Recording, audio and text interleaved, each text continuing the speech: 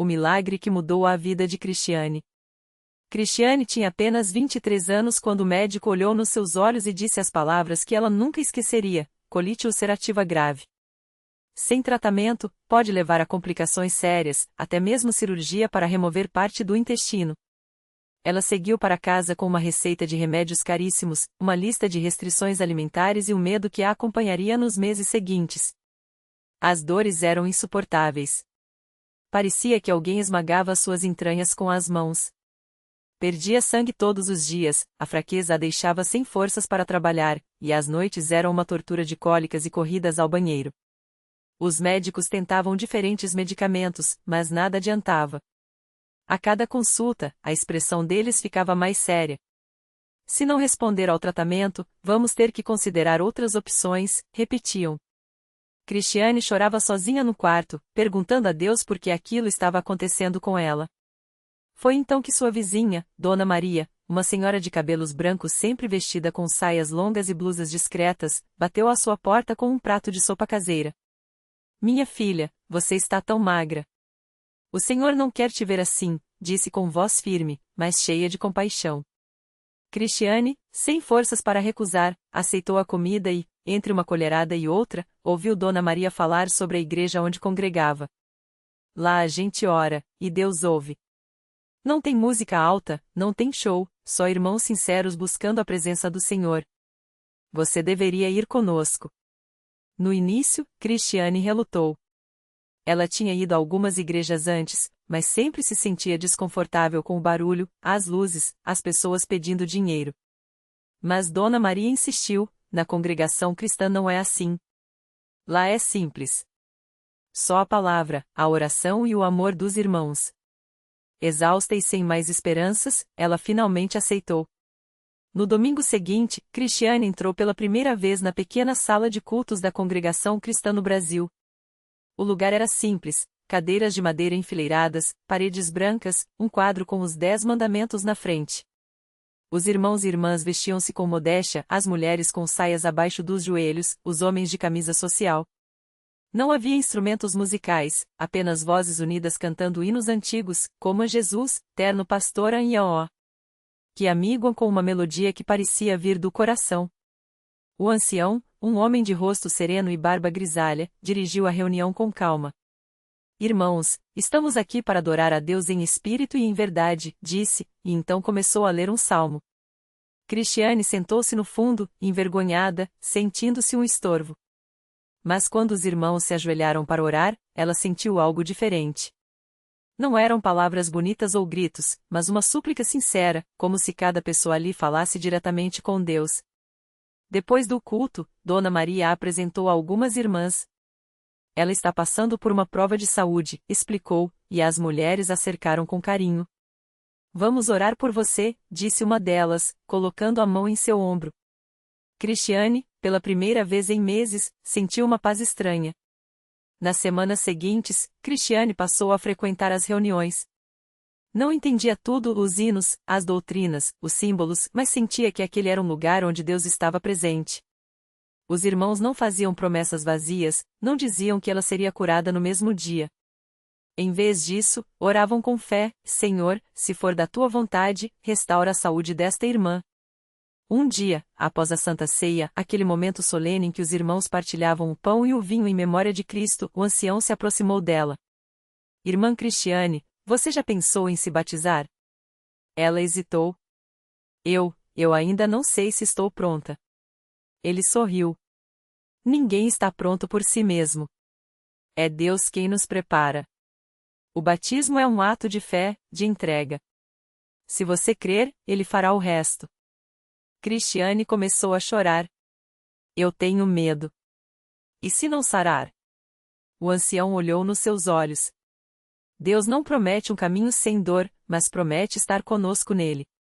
Seja qual for o resultado, Ele não te abandonará. Na noite do batismo, o salão estava cheio. As irmãs vestiam túnicas brancas, símbolo de pureza, e os irmãos, calças e camisas simples. A água da pia batismal brilhava sob a luz amarela das lâmpadas. Quando chegou sua vez, Cristiane tremia. Mas quando o ancião a mergulhou nas águas, invocando o nome do Pai, do Filho e do Espírito Santo, ela sentiu algo que não conseguia explicar, era como se uma carga pesada fosse tirada de suas costas. Naquela mesma noite, enquanto ainda estava molhada, com o cabelo pingando e o coração acelerado, ela sentiu nada. Nenhuma dor. Nenhum aperto no ventre. Pela primeira vez em quase um ano, não havia sangue, não havia cólica. Assustada, correu para o banheiro, esperando o pior, mas tudo estava normal. Senhor, é real, sussurrou, caindo de joelhos. Nos dias seguintes, os exames confirmaram, a inflamação havia desaparecido. Os médicos ficaram atônitos. Isso não tem explicação médica, disse um deles. Mas Cristiane sabia. Deus havia ouvido as orações daqueles irmãos humildes, daqueles que não buscavam fama, nem milagres espetaculares, mas simplesmente confiavam no poder de Deus. Hoje, anos depois, Cristiane ainda frequenta a mesma congregação. Ela não esconde as marcas que a doença deixou, as cicatrizes emocionais, os medos que às vezes voltam. Mas agora ela sabe que a fé não é a ausência de dúvidas, e sim a certeza de que, mesmo nas provas, Deus está no controle. Toda vez que canta confia, ó.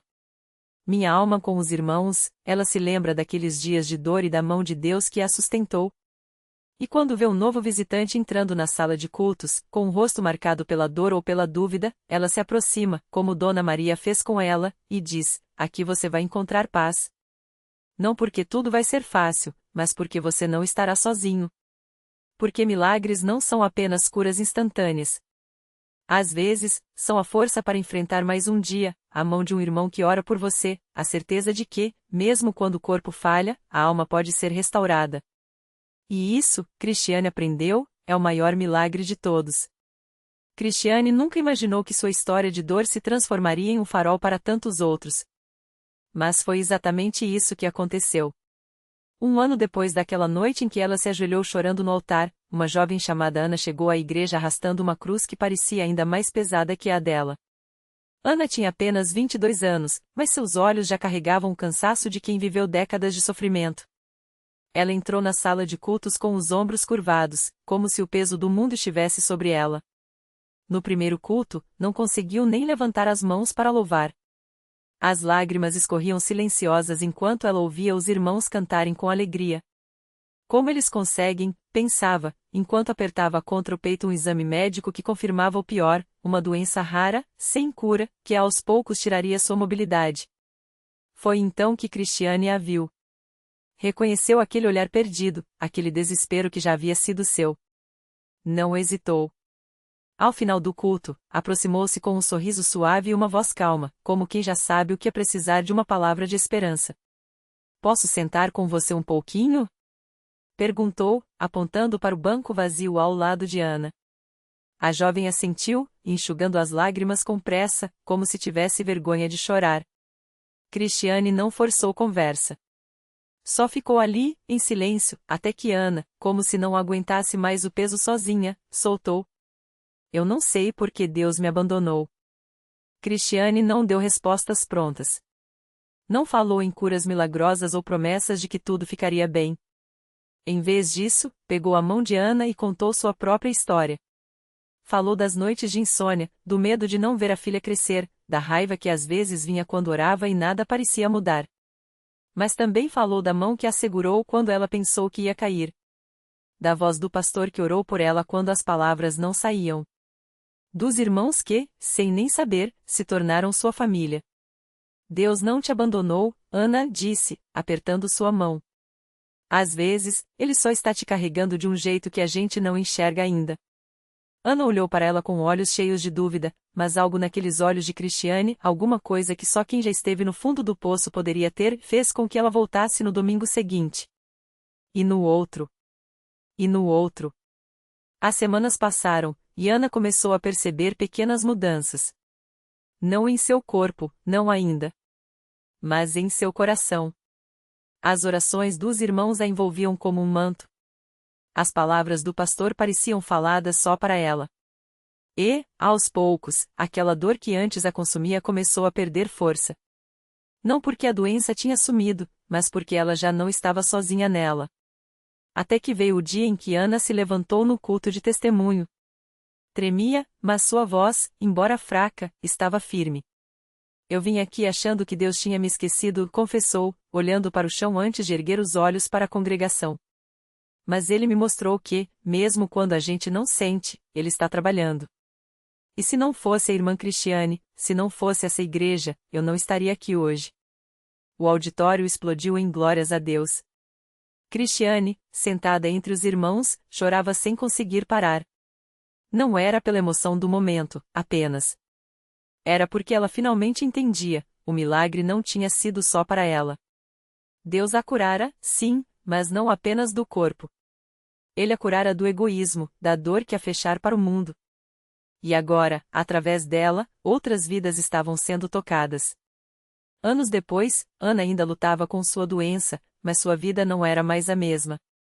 Ela tinha aprendido, como Cristiane, que a fé não era a garantia de que o sofrimento ia acabar, mas a certeza de que, no meio dele, Deus estaria lá, às vezes na voz de um irmão, às vezes na paz que vem depois da oração, às vezes na força para levantar mais uma vez. E assim, a história de Cristiane se multiplicou. Porque na casa da bênção, milagres não são só coisas grandiosas que acontecem de repente. São as pequenas sementes de fé plantadas todos os dias, regadas com lágrimas e orações, que um dia brotam em esperança. São as mãos que se estendem, os abraços que acolhem, as palavras que dizem, você não está sozinho. E isso, no fim das contas, é o maior milagre de todos. Naquela mesma igreja, em uma tarde de sábado, enquanto o sol se punha pintando o céu de laranja, um jovem chamado Lucas entrava pela primeira vez na casa da bênção. Ele vinha arrastando um peso invisível há anos, a dependência química que havia roubado sua juventude, seus sonhos e quase sua vida. As ruas o conheciam pelo nome, mas era um nome marcado por vergonha e derrota. Sua mãe, Dona Maria, já havia chorado todas as lágrimas que podia, mas ainda assim, todas as noites, ela se ajoelhava ao lado da cama e pedia a Deus, Senhor, traz meu filho de volta. Lucas não veio por vontade própria. Foi quase arrastado por um primo que, depois de anos afastado, havia encontrado na CCB uma nova razão para viver. Vem só hoje, irmão. Não custa nada tentar, ele disse. E Lucas, sem forças para discutir, entrou. O que ele não esperava era sentir algo diferente logo na porta. Não eram palavras, não era música, era uma paz que ele não conhecia há muito tempo.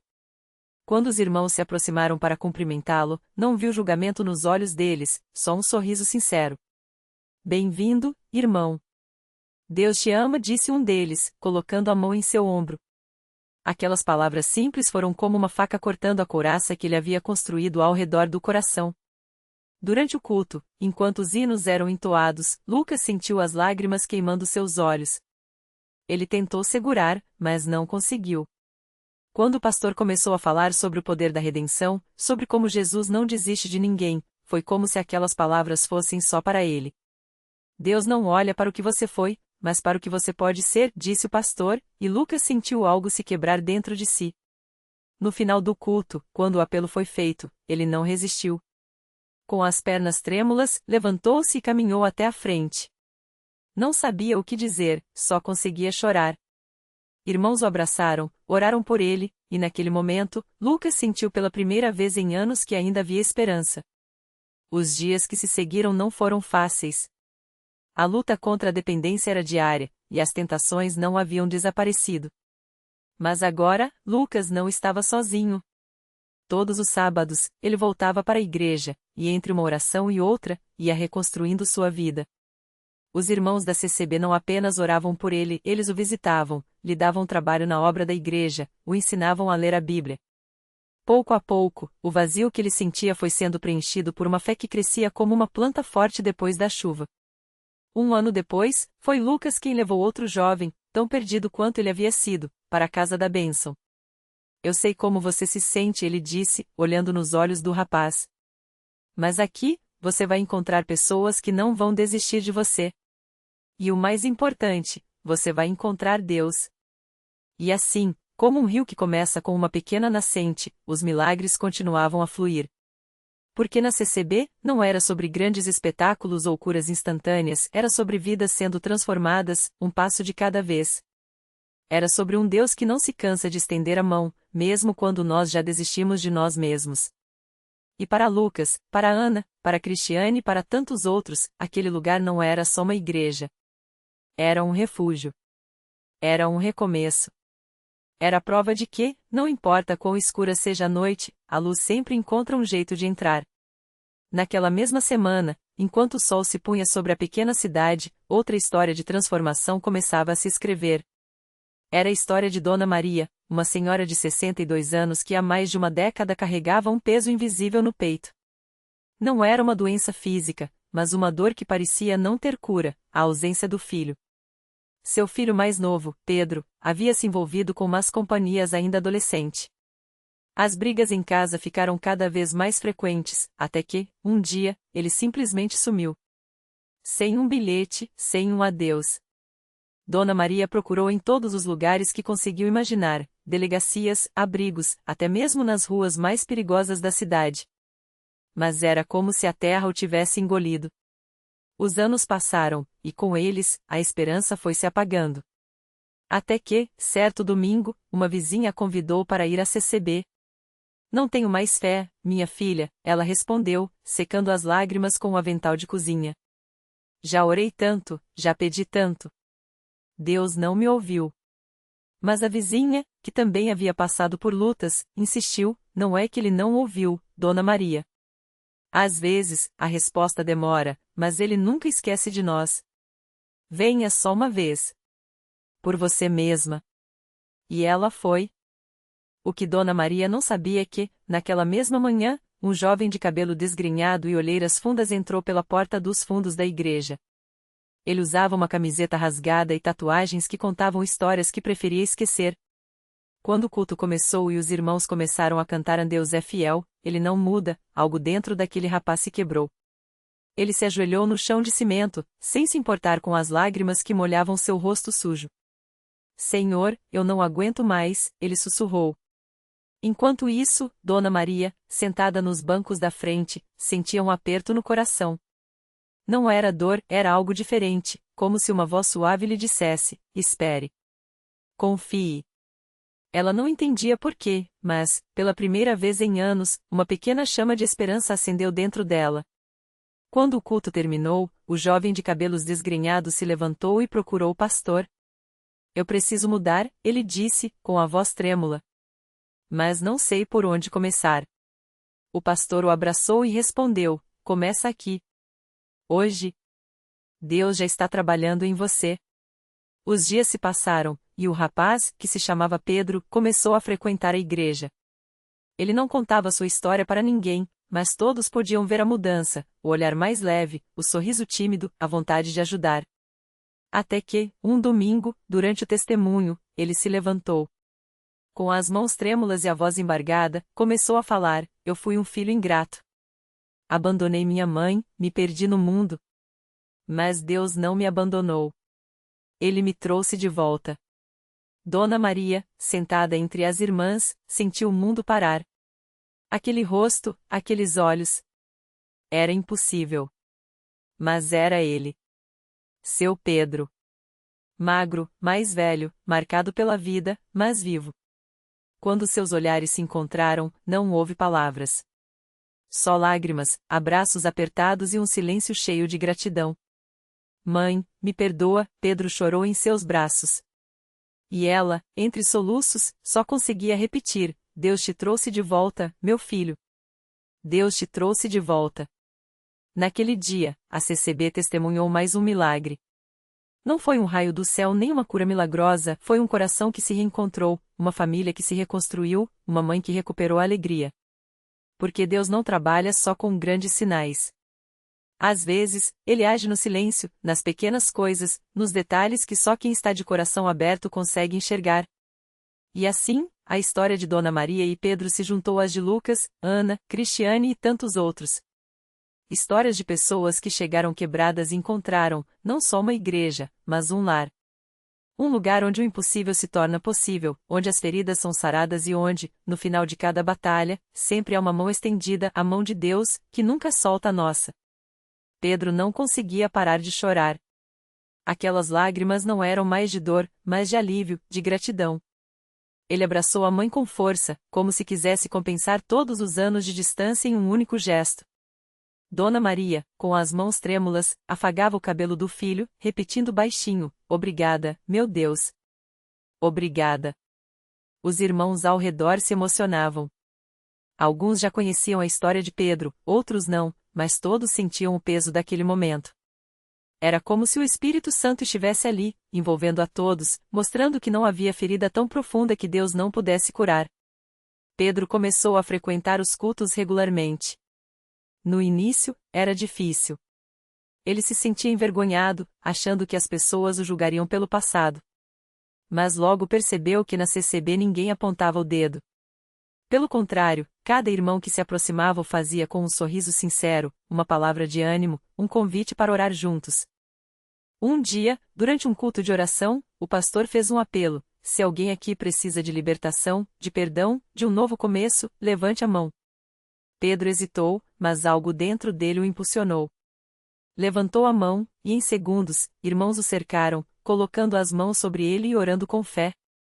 Foi ali, entre lágrimas e clamores, que Pedro sentiu uma paz que nunca havia experimentado. Era como se um peso imenso tivesse sido tirado de suas costas. Dona Maria, que nunca deixou de orar pelo filho, viu a transformação acontecer diante de seus olhos.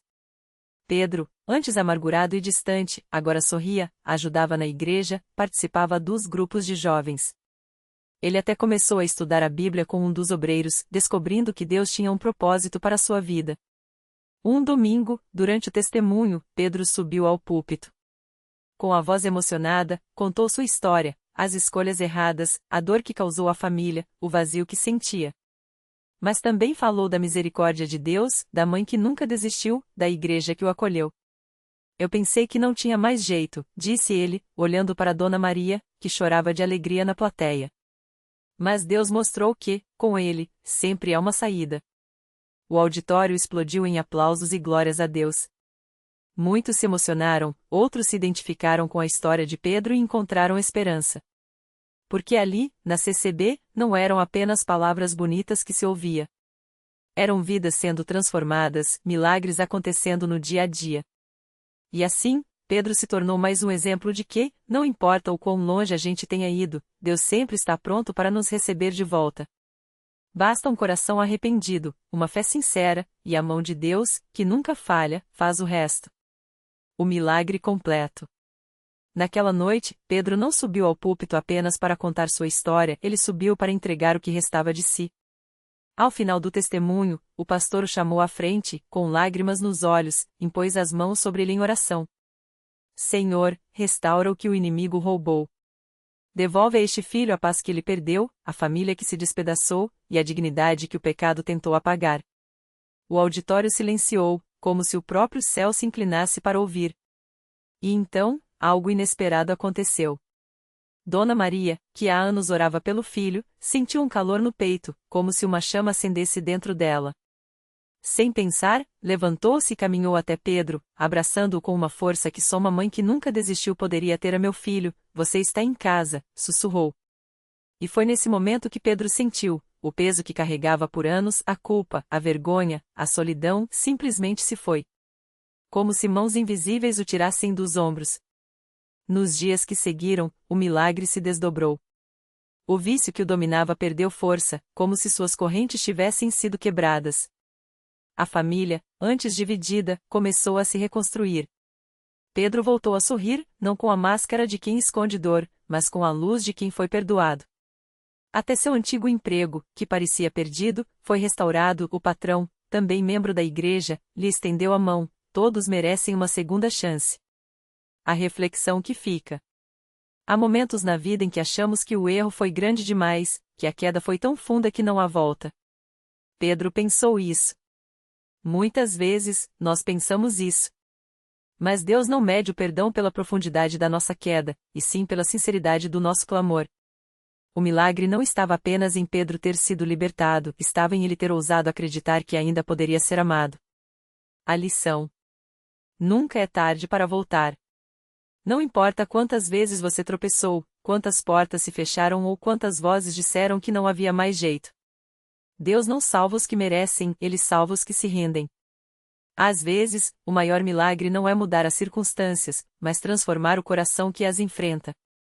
E quando isso acontece, até as pedras do caminho se tornam degraus para uma nova história. Pedro aprendeu que a redenção não é um destino, é uma jornada, e ela começa quando paramos de correr de Deus e passamos a correr para Ele. Hoje, ele não é mais o homem que foi, mas também não nega o passado. Afinal, foi justamente ali, no fundo do poço, que encontrou a mão que o puxou para a luz. E essa mão ainda está estendida. Para você também.